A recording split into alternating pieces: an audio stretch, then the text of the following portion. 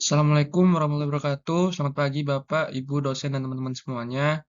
Kenalkan nama saya Rehan Gunandika Darmurti dengan NIM 042011233002 dari Prodi Manajemen Mata Kuliah Manajemen Pengambilan Keputusan. Jadi di video kali ini saya akan menjelaskan dan mengimplementasikan materi yang telah saya pelajari ke suatu perusahaan. Sebelumnya saya akan menjelaskan secara singkat tentang materi yang berkaitan.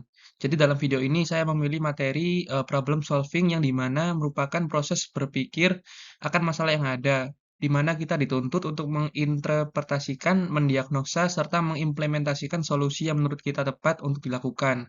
Selain itu, kita juga dituntut untuk berpikir kritis. Sedangkan decision making merupakan sebuah proses untuk membuat pilihan dengan mengidentifikasi keputusan, mengumpulkan informasi, dan menilai resolusi alternatif. Keputusan yang akan diambil akan terdapat pro dan kontra dari pihak-pihak yang terlibat. Selanjutnya adalah the forces solving problem. Yang pertama ada the contain the problem. Hal pertama yang dilakukan ketika terdapat suatu masalah adalah dengan menahan atau membatasinya.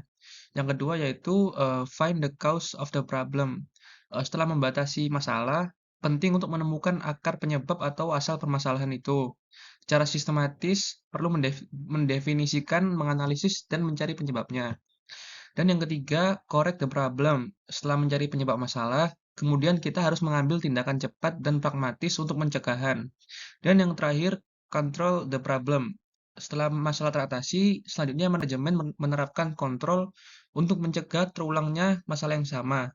Oleh karena itu, kontrol ini sangat penting. Selanjutnya adalah the forces of 21st century skills. Yang pertama ada collaboration. Jadi kolaborasi ini menunjukkan kinerja karyawan dan kemampuannya untuk bekerjasama dengan tim secara efektif. Melihat juga bahwa karyawan dapat berkompromi dan fleksibel dalam bekerjasama untuk mencapai visi dan tujuan perusahaan. Yang kedua adalah creativity.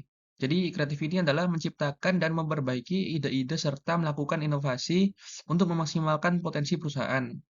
Pembuatan ide-ide ini biasanya dapat dilakukan secara mandiri maupun bekerja sama secara kreatif bersama orang lain. Yang ketiga, communication. Komunikasi ini adalah mengartikulasikan pikiran dan ide secara efektif. Komunikasi ini juga digunakan untuk berbagai tujuan untuk menyelesaikan suatu permasalahan. Dan yang keempat adalah critical thinking. Jadi critical thinking ini adalah membuat penilaian dan keputusan secara konvensional dan inovatif. Selanjutnya masuk ke kasus perusahaan. Di sini saya memilih perusahaan semen Indonesia. Jadi PT Semen Indonesia Tbk adalah produsen semen yang terbesar di Indonesia. Sebelumnya bernama PT Semen Gresik Tbk, diresmikan di Gresik pada tanggal 7 Agustus tahun 1957. Jadi PT Semen Indonesia merupakan perusahaan semen milik negara yang menjadi penopang pembangunan nasional sejak kemerdekaan hingga saat ini. Untuk kasus atau masalah yang saya angkat adalah adanya masalah dengan produksi. Untuk rincinya adalah kecacatan produk.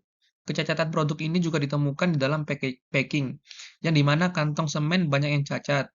Banyaknya cacatan dalam produk ini dapat menimbulkan kerugian pada perusahaan. Selanjutnya saya melakukan analisis pada aspek the forces of solving problem. Yang pertama ada content the problem. Jadi adanya masalah dengan produksi, yaitu kecacatan produk baik dalam proses pembuatan dan proses pengemasan. Yang kedua adalah find the cause of the problem. Jadi di sini masalahnya adalah kurangnya skill karyawan dalam proses quality control baik dari kualitas produk atau kualitas pengemasan dan mesin mesin yang sering mengalami masalah. Yang ketiga adalah the correct problem. Melakukan pelatihan untuk meningkatkan skill karyawan untuk meminimalisir masalah dan melakukan pengecekan mesin secara rutin dan berkala guna menghindari masalah saat proses produksi. Dan yang keempat, control the problem. Perusahaan harus menggunakan Key Performance Indicator atau KPI sebagai tolok ukur kinerja karyawan. Karena KPI sendiri dapat menilai kinerja dari tiap karyawannya dengan target dan penilaian yang sistematis sesuai dengan standar perusahaan. Selanjutnya adalah aspek the forces of 21st century skills. Yang pertama adalah collaboration. Jadi perusahaan harus melakukan kolaborasi dengan para trainer yang ahli di bidang quality control agar dapat memberikan pelatihan pada karyawan dan merekrut para engineer untuk melakukan perawatan dan pengecekan mesin secara rutin dan berkala. Yang kedua adalah creativity. Semen Indonesia sendiri mengembangkan 3 platform digital, yaitu yang pertama Sobat Bangun, yang kedua Akses Toko, dan yang ketiga SIG Online Store, yang di mana memudahkan pelanggan mendapatkan pelayanan dan dalam memberikan kritik dan saran, serta melakukan pembelian secara online. Yang ketiga adalah communication. Jadi pelanggan maupun karyawan dapat menyampaikan kritik dan saran secara langsung maupun melalui website atau sosial media yang dimiliki oleh PT Semen Indonesia. Dan yang terakhir adalah critical thinking. Solusi yang bisa dilakukan oleh PT Semen Indonesia adalah mereka harus memproduksi produk yang lebih berkualitas dari sebelumnya. Salah satu faktor yang bisa mempengaruhi hal ini adalah dari tenaga kerja itu sendiri.